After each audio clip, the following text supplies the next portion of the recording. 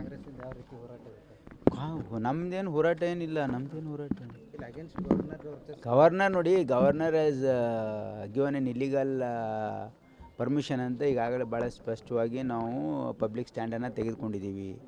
ಅದರ ವಿರುದ್ಧ ಕಾನೂನು ಹೋರಾಟನೂ ಕೂಡ ಮಾಡ್ತಾಯಿದ್ದೀವಿ. ಅವ್ರು ಕೊಟ್ಟಿರ್ತಕ್ಕಂಥದ್ದು ಕಾನೂನು ಬಾಹಿರವಾಗಿದೆ. ಯಾಕೆ ಕಾನೂನು ಬಾಹಿರವಾಗಿದೆ ಅಂತಲೂ ಸ್ಪಷ್ಟಪಡಿಸಿದ್ದೀವಿ. ಯಾಕಂದರೆ under prevention of corruption act 17A permission ಕೊಡಬೇಕಾದ್ರೆ ಕೇಂದ್ರ ಸರ್ಕಾರನೇ ಒಂದು ಸ್ಟ್ಯಾಂಡರ್ಡ್ ಆಪ್ರೇಟಿಂಗ್ ಪ್ರೊಸೀಜರನ್ನು ಅವರೇ ನೋಟಿಫಿಕೇಷನು 2021 ಮಾಡಿದ್ದಾರೆ. ಅದರಲ್ಲಿ ಅವ್ರು ಭಾಳ ಸ್ಪಷ್ಟವಾಗಿ ಹೇಳಿದ್ದಾರೆ, ಯಾವುದೇ ಮುಖ್ಯಮಂತ್ರಿ ವಿರುದ್ಧ ನೀವು 17A ಪರ್ಮಿಷನ್ ಕೊಡಬೇಕಾದ್ರೆ ಅದು ಯಾವುದಾದ್ರೂ ಇನ್ವೆಸ್ಟಿಗೇಟಿಂಗ್ ಏಜೆನ್ಸಿಯಿಂದ ಬಂದಿರಬೇಕು. ಆಮೇಲೆ DG ಲೆವೆಲ್ ರ್ಯಾಂಕಿನ್ ಆಫೀಸರಿಂದ ದೂರ ಇರಬೇಕು ಅಂತಿದೆ. ಇವರೊಬ್ಬ ಪ್ರೈವೇಟ್ ಖಾಸಗಿ ವ್ಯಕ್ತಿಯ ಒಂದು ಕಂಪ್ಲೇಂಟ್ ಮೇಲೆ ತರಾತುರಿಯಾಗಿ ಅವತ್ತಿನ ದಿವಸನೇ ಇವತ್ತು ನೋಟಿಸ್ ಇಶ್ಯೂ ಮಾಡಿ ತರಾತುರಿಯಲ್ಲಿ ಪರ್ಮಿಷನ್ ಕೊಟ್ಟಿರ್ತಕ್ಕಂಥದ್ದು ಕಾನೂನು ಬಾಹಿರ ಅಂತ ನಮ್ಮದೊಂದು ನಿಲುವಿದೆ. ಅದರಿಂದ ನಾವು ಹೈಕೋರ್ಟಿಗೆ ಈಗಾಗಲೇ ಮ್ಯಾಟ್ರಿಸೀಸಿಂದ ಹೈಕೋರ್ಟ್ ಹಿಯರಿಂಗ್ ನಡೀತಾ ಇದೆ. ಹಾಗಾಗಿ ನಾವು ಅದಕ್ಕೆ ಕಾನೂನಾತ್ಮಕ ಹೋರಾಟವನ್ನು ಮಾಡ್ತಾಯಿದ್ದೀವಿ. ಈ ಸೆಂಟ್ರಲ್ ಗೌರ್ಮೆಂಟ್ ವಿರುದ್ಧ ಈ ನಾನ್ BJP ಗೌರ್ಮೆಂಟ್ಸ್ನ ಒಗ್ಗೂಡಿಸಿ ಕೇಂದ್ರದ ವಿರುದ್ಧ ಹೋರಾಟ ಮಾಡೋ ಕಾಂಗ್ರೆಸ್ ಪ್ಲಾನ್ ಮಾಡ್ತಿದೆ ಅಂತ ನೋಡಿ, ಈಗಾಗಲೇ ಇಡೀ ದೇಶದಲ್ಲಿ ಎಲ್ಲೆಲ್ಲಿ ಕಾಂಗ್ರೆಸ್ ಸರ್ಕಾರಗಳಿಲ್ಲ ಅಲ್ಲೆಲ್ಲವೂ ಕೂಡ ಆ ಸರ್ಕಾರಗಳನ್ನು ಅಸ್ಥಿರ ಮಾಡ್ತಕ್ಕಂಥ ಪ್ರಯತ್ನ BJP ಸರ್ಕಾರ, ಕೇಂದ್ರ ಸರ್ಕಾರ ಮಾಡ್ತಾಯಿದೆ. ಇದ್ರ ಹಿಂದೆ ಅಮಿತ್ ಶಾ ಅವರು, ಮೋದಿ ಅವರಿದ್ದಾರೆ.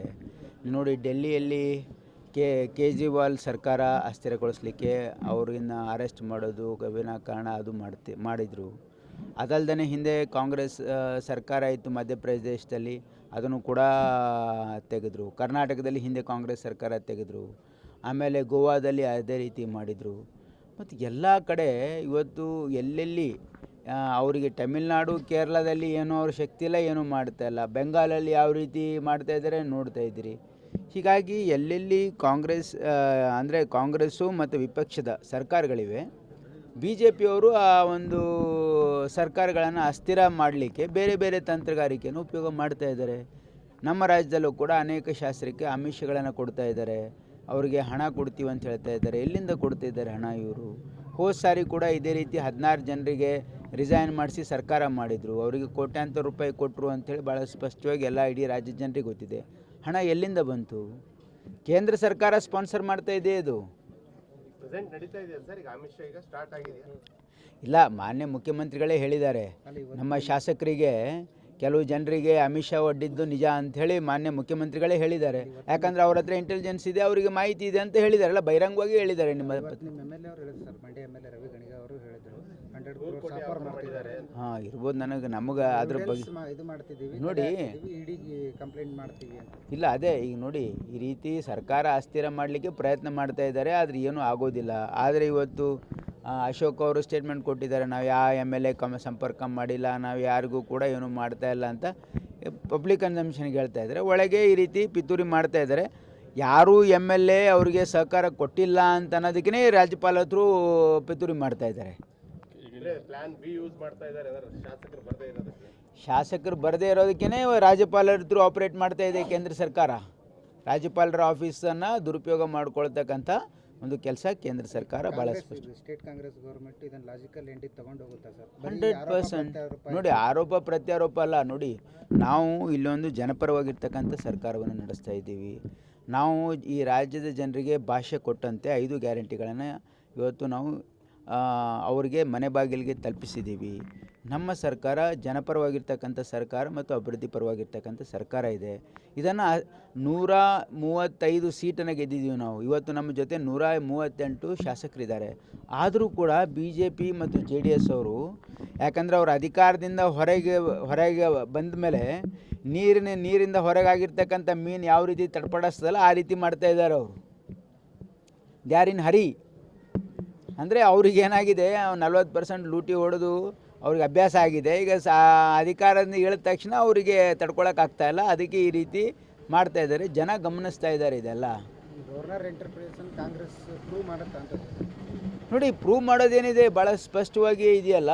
ನೋಡಿ, ಕಾನೂನು ಬಾಹಿರವಾಗಿ ಗವರ್ನರ್ ಅವರು ಪರ್ಮಿಷನ್ ಕೊಟ್ಟಿದ್ದಾರೆ ಅಂತಂದರೆ ಈಗ ನೋಡಿ, ಆಮೇಲೆ ಈಗಾಗಲೇ 4 ಜನ ಮೂರು ಜನ ಬಿ ಜೆ ಪಿ, ಒಬ್ಬರ ಜನತಾದಳ ಕುಮಾರಸ್ವಾಮಿ ಅವ್ರ ಮೇಲೆ ಲೋಕಾಯುಕ್ತರು ಫೈಲ್ ಮಾಡಿದ್ದಾರೆ.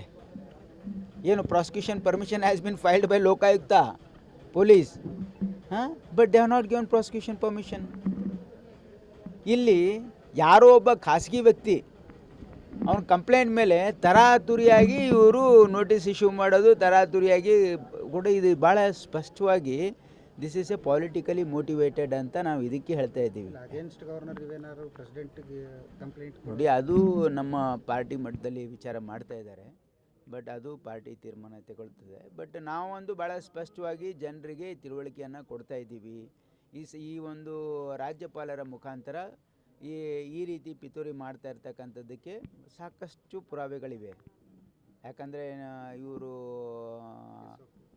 SOP ವೈಲೇಟ್ ಮಾಡಿದ್ದು, ತರಾತುರಿಯಲ್ಲಿ ನೋಟಿಸ್ ಇಶ್ಯೂ ಮಾಡಿದ್ದು, ಆಮೇಲೆ 218 BNSS 218 ಕೊಟ್ಬಿಟ್ಟಿದ್ದಾರೆ. ಅದಕ್ಕೆ ಅವಕಾಶ ಇಲ್ಲ. ಯಾಕಂದರೆ ಇನ್ನೂ ಆಮೇಲೆ ನೀವು BNSS 218 ನೀವು ಪ್ರಾಸಿಕ್ಯೂಷನ್ ಪರ್ಮಿಷನ್ ಕೊಡಬೇಕಾದ್ರೆ ಯಾವುದಾದ್ರೂ ಪೊಲೀಸ್ ಆಫೀಸರಿಂದ ಪ್ರೈಮಾ ಫೀಸಿ ಸಿದ್ಧ ಆಗಿದೆ ಪರ್ಮಿಷನ್ ಕೊಡಿ ಅಂತ ಕೇಳಬೇಕು. ಇಲ್ಲ, ಇವ್ರು ಡೈರೆಕ್ಟಾಗಿ ಕೊಟ್ಬಿಟ್ಟಿದ್ದಾರೆ. This is an illegal order. I don't know, being a governor, how can they do such things? ಅಂತ ನೀವು ಹೈಕಮಾಂಡ್, ನಿಮ್ಮ CM ಎಲ್ಲ ಹೈಕಮಾಂಡ್ ಎಲ್ಲ ಭೇಟಿ ಆದಮೇಲೆ CM ಚೇಂಜ್ ಆಗ್ತಾರೆ ಅನ್ನುವಂಥ ಮತ್ತು BJP ಆ ರೀತಿ ಏನೂ ಇಲ್ಲ. ಎಲ್ಲಿ ಹೇಳಿದ್ದಾರೆ? ಅಲ್ಲ, BJP ಹೇಳ್ತಾ ಇದ್ದಾರೆ. BJP ಅವ್ರು ಬೇಕಾಗಿದೆ ಹೇಳ್ತಾರೆ. BJP ಅವ್ರಿಗೆ ಏನು ಬೇಕಾಗಿದೆ ಅಂತಂದರೆ ಈ ಸರ್ಕಾರದಲ್ಲಿ ಗೊಂದಲ ಸೃಷ್ಟಿ ಮಾಡ್ತಕ್ಕಂಥ ಅದು ಬೇಕಾಗಿದೆ. ಅವ್ರಿಗೆ ಒಂದು ಸ್ಥಿರ ಮತ್ತು ಜನಪರವಾಗಿರ್ತಕ್ಕಂಥ ಸರ್ಕಾರ ಬೇಕಾಗಿಲ್ಲ. ಹಾಗಾಗಿ ಈ ರೀತಿ ಎಲ್ಲ ಮಾತಾಡ್ತಾ ಇದ್ದಾರೆ ಅವರು. ಇದರಲ್ಲಿ ಏನು ಹುರುಳಿಲ್ಲ ಅಂತಕ್ಕಂಥ ನನ್ನ ಭಾವನೆ. CM ಯಾವುದೇ ಚೇಂಜಸ್ ಆಗಲ್ಲ ನೋಡಿ, ಈ ಸದ್ಯಕ್ಕಂತೂ ಯಾವ ರೀತಿ ನಿಮಗೆ ಯಾರು ಮಾಹಿತಿ ಕೊಡ್ತಾ ಇದ್ದಾರೋ ಗೊತ್ತಿಲ್ಲ. CM ಚೇಂಜ್ ಆಗೋದು ಇದು ಏನೂ ಪ್ರಶ್ನೆ ಇಲ್ಲ. ಈಗ ಎಲ್ಲಿನೂ ಕೂಡ ಅದ್ರ ಬಗ್ಗೆ ಚರ್ಚೆ ಕ್ಯಾಬಿನೆಟ್ ರಿಷಫಲ್ ವಿಚಾರ ಅದ್ರ ಬಗ್ಗೆ ಇಲ್ಲ. 100 ಕೋಟಿ ರೂಪಾಯಿ ಕೊಟ್ಟಿದ್ದಾರೆ ಅಂತ ಅವ್ರು ಹೇಳ್ತಾ ಇದ್ದಾರೆ ಅಂದರೆ ಮತ್ತೆ ಅವ್ರಿಗೆ ಕೇಳಿರ್ಬೋದು. ಅವರು ಸುಮ್ಮನೆ ನೋಡಿ, ಈಗಾಗಲೇ ಮಾನ್ಯ ಮುಖ್ಯಮಂತ್ರಿಗಳು ಕೂಡ ನಮಗೆ CLPಯಲ್ಲಿ ಹೇಳಿದರು ಏನಂದರೆ ಕೆಲವು ಶಾಸಕರಿಗೆ ಈ ರೀತಿ ಆಮಿಷ ಬಂದಿದ್ದು ನಿಜ ಅಂತ. ಹಾಗಾಗಿ ಕೆಲವು ಶಾಸಕರು ಕೂಡ ಹೇಳಿದರು. ಹಾಗಾಗಿ BJP ಇದನ್ನು ಪ್ರಯತ್ನ ಮಾಡಿದೆ, ಭಾಳ ದಿವಸಗಳಿಂದನೂ ಕೂಡ ಪ್ರಯತ್ನ ಮಾಡ್ತಾ ಇದೆ. ಆದರೆ ಅದಕ್ಕೆ ಅವರಿಗೆ ಯಶಸ್ಸು ಸಿಕ್ಕಿಲ್ಲ ಅಂತ ಹೇಳಿ ಏನಂದರೆ ಹಿಂಬಾಗಲಿಂದ ವಾಮ ಮಾರ್ಗದಿಂದ ಗವರ್ನರ್ ಆಫೀಸ್ ಮುಖಾಂತರ ಈ ಒಂದು ಪಿತೂರಿಯನ್ನು ಅವರು ಮಾಡ್ತಾ ಇದ್ದಾರೆ. ಇದು ರಾಜ್ಯದ ಜನರಿಗೆ ಭಾಳ ಸ್ಪಷ್ಟವಾಗಿ ಗೋಚರ ಆಗ್ತಾ ಇದೆ. ಇದರಲ್ಲಿ ಇಲ್ಲಿವರೆಗೆ BJP ಅವರು ಈ ಮೂಡಾ ಪ್ರಕರಣದಲ್ಲಿ ಇದರಲ್ಲಿ ತಪ್ಪೇನಾಗಿದೆ ಅಂತ ಹೇಳಿಲ್ಲ ಅವರು. ನೀವೆಲ್ಲಾದ್ರೂ ಕೇಳಿದಿರಾ? BJP ನಾಯಕರಿಗೆ ಕೇಳಿದ್ರಲ್ಲಿ ಏನು ಅಕ್ರಮ ಏನಾಗಿದೆ, ಇದರಲ್ಲಿ ಅಕ್ರಮ ಅಲ್ಲ, ಏನು ಅಕ್ರಮ ಆಗಿದೆ? ಇವರ ಭೂಮಿಯನ್ನು ಬದಲಿ ಸೈಟ್ ಕೊಟ್ಟಿದ್ದಾರೆ. ಅದು as per the policy of MUDA ಇವರೊಬ್ಬರಿಗೆ ಕೊಟ್ಟಿಲ್ಲ, ಸಾವಿರಾರು ಜನರಿಗೆ ಕೊಟ್ಟಿದ್ದಾರೆ. ಆಮೇಲೆ ಅವರು ಡೆವಲಪ್ಡ್ ಲ್ಯಾಂಡಲ್ಲಿ 50% ಕೊಟ್ಟಿದ್ದಾರೆ. ಅಂದರೆ ಅವ್ರಿಗೆ ಒರಿಜಿನಲ್ ಲ್ಯಾಂಡಿಗೆ 25% ಸಿಕ್ಕಂಗೆ ಅದು.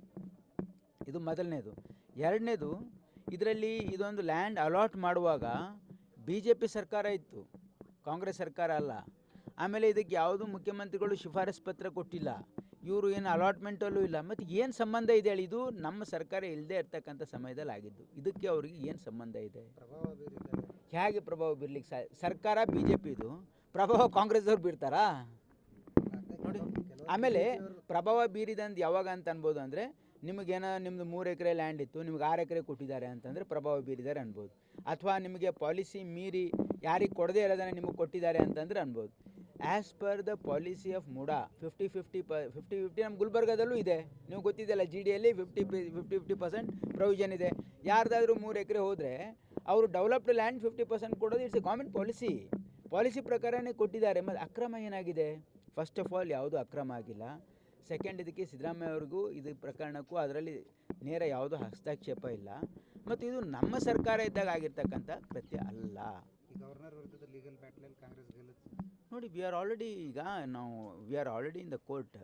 ನಾವು the matter is with the court. The honourable judges high court of Bangalore is already scrutinising this. ನಾ ಭವಿಷ್ಯದಲ್ಲಿ ನಾನು ನೋಡಿ, ಆಲ್ವೇಸ್ ದೇರ್ ಈಸ್ ನಮ್ಮ ಡಾಕ್ಟರ್ ಬಾಬಾ ಸಾಹೇಬ್ ಅಂಬೇಡ್ಕರ್ ಬರೆದಿರ್ತಕ್ಕಂಥ ಸಂವಿಧಾನದಲ್ಲಿ ಎಲ್ಲದಕ್ಕೂ ಅವಕಾಶ ಇದೆ. ಇಲ್ಲಿ ಒಂದು ವೇಳೆ ಈ ಫೋರಮಲ್ಲಿ there are definitely higher forums. For remedies. ಹಾಗಾಗಿ we will fight it out legally because ನಾವು we are confident because we have not done anything wrong.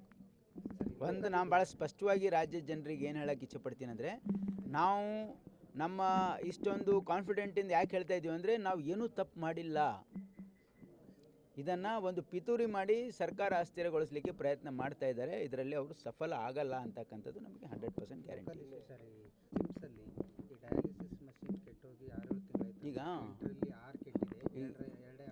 ಈಗೇನಾಗಿದೆ, dialysis GIMS ಅಂದರೆ ಮೆಡಿಕಲ್ ಕಾಲೇಜ್ ಅಂಡರ್ ಇರಲಿಲ್ಲ, ಅದು ಹೆಲ್ತ್ ಡಿಪಾರ್ಟ್ಮೆಂಟ್ ಅಂಡರ್ ಇತ್ತು, PPP ಮಾಡಲಲ್ಲಿತ್ತು. ಆ PPP ಮಾಡಲಲ್ಲಿ ಏನಾಗಿದೆ, ಈ ಹಿಂದೆ ಯಾರು ಇದನ್ನು ಟೆಂಡರ್ ತೆಗೆದುಕೊಂಡಿದ್ರು, ಈ ನಮ್ಮ ಡಿವಿಷನ್ದು ಟೆಂಡರು ಅವರು ಟೆಂಡರ್ದಾರರು ಅದು ಕೆಲಸ ಬಂದ್ ಮಾಡಿ ಹೋಗಿಬಿಟ್ಟಿದ್ದಾರೆ. ಅವರು ರೀಟೆಂಡರ್ ಮಾಡಿದರೂ ಕೂಡ ಅದು ಇನ್ನೂ ಇತ್ಯರ್ಥ ಆಗಿಲ್ಲ. ನಾನು ಆರೋಗ್ಯ ಸಚಿವರಿಗೂ ಮಾತಾಡಿದ್ದೀನಿ, ಆರೋಗ್ಯ ಪ್ರಿನ್ಸಿಪಲ್ ಸೆಕ್ರೆಟ್ರಿಗೂ ಮಾತಾಡಿದ್ದೀನಿ. ಹಾಗಾಗಿ ಅವ್ರೇನು ಹೇಳಿದ್ದಾರೆ, ಟೆಂಪರರಿಲಿ ಜಿಮ್ಸಲ್ಲಿ ನೀವು ನಡೆಸಿ ಅಂತ ಹೇಳಿದ್ದಾರೆ. ಈಗ ಅದಕ್ಕೆ ನಾನು ಮೊನ್ನೆ ನನ್ನ ಗಮನಕ್ಕೆ ಬಂದ ಮೇಲೆ ನಾನು DHOಗೆ ಅವ್ರಿಗೆಲ್ಲ ಹೇಳಿದ್ದೆ, ನಮ್ಮ ಜಿಲ್ಲೆಯಲ್ಲಿ ಯಾವುದ್ಯಾವ್ದು ಅಂದರೆ ಅಡಿಷ್ನಲ್ ಮಷಿನ್ಸ್ ಇದೆ, ಡಯಾಲಿಸಿಸ್ ಮಷಿನ್ಸ್ ಅವೆಲ್ಲ ತಂದು ಇನ್ಸ್ಟಾಲ್ ಮಾಡಿ ಅಂತ ಹೇಳಿದ್ದಾರೆ. ಒಂದು 4-5 ಐಡೆಂಟಿಫೈ ಮಾಡಿದ್ದಾರೆ. ಈಗ ಅದೆಲ್ಲ ಸರಿಪಡಿಸೋಕ್ಕೆ ಮಾಡ್ತಾ ಇದ್ದಾರೆ. ಇದು ಟೆಂಡರ್ ಆಗೋವರೆಗೆ ಮೆಡಿಕಲ್ ಎಜುಕೇಷನ್ ನಡೆಸಿ ಅಂತ ಹೇಳಿ ಅವ್ರಿಗೆ ಹೇಳಿದ್ದೀವಿ. ಅದು ಇಂಪ್ರೂವ್ ಮಾಡ್ತಾ ಇದೆ. 4-5 ಅಡಿಷ್ನಲ್ ಮಷಿನ್ಸನ್ನು ಅಲ್ಲಿ ಇನ್ಸ್ಟಾಲ್ ಮಾಡ್ತಾ ಇದ್ದಾರೆ. 2-3 ಡೇಸಲ್ಲಿ ಆಗುತ್ತೆ, ಒಂದು ವಾರದಲ್ಲಿ ಆಗ್ಬೋದು. ಆಮೇಲೆ ಹೆಸರು ಖರೀದಿ ಕೇಂದ್ರ ನಾಳೆಯಿಂದ ಪ್ರಾರಂಭ ಆಗ್ತಾ ಇದೆ. ಸರ್ಕಾರಿ ಆದೇಶ ಆಗಿದೆ. ಹೆಸರು ಮತ್ತು ಸೂರ್ಯಪಾನ ಖರೀದಿ ಕೇಂದ್ರ ಪ್ರಾರಂಭ ಆಗ್ತಾ ಇದೆ. ಮತ್ತು ಉದ್ದಿನ ಖರೀದಿ ಕೇಂದ್ರನೂ ಕೂಡ ರೈತರು ಕೇಳ್ತಾ ಇದ್ದಾರೆ. ಅದನ್ನು ಕೂಡ ನಾವು ಅತಿ ಶೀಘ್ರದಲ್ಲಿ ಮಾಡಲಿಕ್ಕೆ ನಾವು ಸಂಬಂಧಪಟ್ಟ ಅಧಿಕಾರಿಗಳಿಗೆ ಸೂಚನೆಯನ್ನು ಕೊಟ್ಟಿದ್ದೀವಿ. ನಿಮ್ಮ ಜಯದೇವದಲ್ಲಿ ಈಗ ಹೊಸದು ಉದ್ಘಾಟನೆ ಮಾಡ್ತಾ ಇದ್ದೀವಿ, ಕೆಲಸ ಕೊಡಿಸ್ತೀವಿ ಅಂತ ವಂಚನೆ ಮಾಡುವ ಕರೆಕ್ಟ್. ನಾನೇ ಹೇಳಿದ್ದೀನಲ್ಲ, ನಾನೇ ಭಾಳ ಸ್ಪಷ್ಟವಾಗಿ ಲಾಸ್ಟ್ ಟೈಮ್ ಜಯದೇವ ವಿಸಿಟ್ ಮಾಡಿದಾಗ ನಮ್ಮ ಗಮನಕ್ಕೆ ಬಂದಿದ್ದೇನಂತಂದರೆ, ಇಬ್ಬರು ವಂಚಕರು ಇಲ್ಲಿ ಓಪನ್ಲಿ ಅಡ್ವರ್ಟೈಸ್ಮೆಂಟ್ ಸೋಷಿಯಲ್ ಮೀಡಿಯಾದಾಗ ಕೊಟ್ಟು ನಾನು ನೌಕರಿ ಕೊಡಿಸ್ತೀವಂತ ದುಡ್ಡು ತೊಗೊಂಡಿದ್ದಾರೆ ಅಂತ ನಮಗೆ ಕಂಪ್ಲೇಂಟ್ ಬಂದ ಮೇಲೆ ನಾವು ಪೊಲೀಸ್ ಇನ್ಸ್ಟಿಟ್ಯೂಟು ಪೊಲೀಸ್ ಕಂಪ್ಲೇಂಟ್ ಕೊಟ್ಟಿದೆ. ಅವರನ್ನು ಪೊಲೀಸರು ಅರೆಸ್ಟ್ ಮಾಡಿದ್ದಾರೆ, ಇಬ್ಬರನ್ನು ಅರೆಸ್ಟ್ ಮಾಡಿದ್ದಾರೆ. ಮತ್ತು ಅದ್ರ ಪ್ರಕರಣದ ತನಿಖೆ ನಡೀತಾ ಇದೆ. ಏನಂದರೆ ಸುಮ್ಮನೆ ಅದಕ್ಕೆ ನಾನು ಭಾಳ ಸ್ಪಷ್ಟವಾಗಿ ಮಾಧ್ಯಮದ ಮುಖಾಂತರ ಈಗ ಮುಂಚೆನೂ ಹೇಳಿದ್ದೀನಿ, ಯಾರಾದರೂ ನಾವು ನೌಕರಿ ಕೊಡಿಸ್ತೀವಿ ದುಡ್ಡು ಕೊಡಿ ಅಂತ ಹೇಳಿದ್ರೆ ನೀವು ನೇರವಾಗಿ ಪೊಲೀಸ್ ಕಂಪ್ಲೇಂಟ್ ಕೊಡಬೇಕು ಅಂತಕ್ಕಂಥದ್ದು ನಾನು ಇಲ್ಲಿ ಕಮಿಷನರ್ಗೂ ಕೂಡ ಇದ್ರ ಬಗ್ಗೆ ಹೇಳಿದ್ದೀನಿ. ಹಿಂದೆ ಕಮಿಷನರ್ಗೆ ಹೇಳಿದೆ, ಈ ಕಮಿಷನರ್ಗೂ ಕೂಡ ಹೇಳ್ತೀವಿ. ಆ ರೀತಿ ಯಾರಾದರೂ ಆಮಿಷ ಹೊಟ್ಟರೆ ನೇರವಾಗಿ ಪೊಲೀಸ್ ಕಂಪ್ಲೇಂಟ್ ಕೊಡಬೇಕು ಅಂತಕ್ಕಂಥದ್ದು ನಾನು ಸಾರ್ವಜನಿಕರಿಗೆ ಗೌರ್ಮೆಂಟ್ ಲ್ಯಾಂಡನ್ನು ಎನ್ಕ್ರೋಚ್ ಮಾಡೋಕ್ಕೆ ಟ್ರೈ ಮಾಡ್ತಿದೆ ಅಂತ ಒಂದು 14 acres. ಯಾಕೆ ಎಲ್ಲಿ PWD ಲ್ಯಾಂಡ್ ಅದು ಲೀಸ್ ಅಗ್ರಿಮೆಂಟ್ ಮುಗಿದು 50 years ಲೀಸ್ ಅಗ್ರಿಮೆಂಟ್ ಅದು ನನಗೆ ಗೊತ್ತಿಲ್ಲ, ಅದು ಕೇಳ್ತೀನಿ. ಪ್ರಾಣಿಯಲ್ಲಿ ಹೆಸರು ಸೇರಿಸಿದ್ದಾರೆ. ನನಗೆ ಅದ್ರ ಬಗ್ಗೆ ಮಾಹಿತಿ ಇಲ್ಲ, ನಾನು ತಿಳ್ಕೊಂಡು ಗುತ್ತಿಗೆದಾರರು ಒಂದು ಪ್ರೆಸ್ ಮೀಟ್ ಮಾಡಿದ್ರು. ಇತ್ತು ಇವರು KRIDLಗೆ ಎಲ್ಲ ವರ್ಕ್ ಕೊಡ್ತಾ ಇದ್ದಾರೆ, ಈ ಮೂಲಕ 60% ನಡೀತಾ ಇದೆ ಅಂತ ನಿನ್ನೆ ಗುತ್ತಿಗೆದಾರರು ನನಗೆ ಗೊತ್ತಿಲ್ಲ. ಕರ್ನಾಟಕದ ಎಲ್ಲ ವರ್ಕ್ KRIDL ಹೋಗ್ತಾ ಇದೆ, ಟೆಂಡರ್ ಕರೀತಾ ಇಲ್ಲ. ಟೆಂಡರ್ ಅಂತೂ ಕರೀತಾ ಇದ್ದಾರೆ, ಯಾಕೆ ಕರೀತಾ ಇಲ್ಲ? ಬಿಲೋ 2 crores ಕೊಡ್ತಿಲ್ಲ ಹೋಗ್ತಾ ಇದೆ ಅಂತ. ಇಲ್ಲ, ನಾನು ಅದ್ರ ಬಗ್ಗೆ ನನಗೆ ಮಾಹಿತಿ ಇಲ್ಲ. ನಮ್ಮ ಕ್ಷೇತ್ರದಲ್ಲಂತೂ ನಾವು ಎಲ್ಲ ಏಜೆನ್ಸಿ ಕೊಟ್ಟಿದ್ದೀವಿ. ಯಾಕಂದರೆ ಈಗ ಇದು ಇರ್ಬೋದು, ಏನಂದರೆ PWD ಇರ್ಬೋದು, PRE ಇರ್ಬೋದು, ಮೈನರ್ ಇರಿಗೇಷನ್ ಇರ್ಬೋದು, ಲ್ಯಾಂಡ್ ಆರ್ಮಿದು ನಿರ್ಮಿತಿ, ನಾವು ಎಲ್ರಿಗೂ ಸರಿಸಮಾನಾಗಿ ಯಾಕೆ ಕೊಟ್ಟಿದ್ದೀವಿ ಅಂತಂದರೆ ಕೆಲಸ ಬೇಗ ಆಗಬೇಕು ಅಂತ. ಒಂದೇ ಏಜೆನ್ಸಿ ಕೊಟ್ಟರೆ ಕೆಲಸ ಬೇಗ ಆಗಲ್ಲ ಅಂತ ಕೊಟ್ಟಿದ್ದೀವಿ. ನೀವು ಹೇಳೋದೇನಾದರೂ ಗಮನಕ್ಕೆ ಬಂದರೆ ಅದನ್ನು ವಿಚಾರಿಸ್ತೀವಿ. ಯಾಕಂದರೆ ಶಾಸಕರು ಡಿಸೈಡ್ ಮಾಡ್ತಾರೆ ಎಲ್ಲೆಲ್ಲಿ ಏರಿಯಾ, ಅವರು ತಮ್ಮ ಎಲ್ಲ ಯಾವಾಗ ಫಾಸ್ಟ್ ಕೆಲಸ ಆಗುತ್ತೆ ಅಂತ ಹಂಗೆ ಮಾಡಿರ್ತಾರೆ.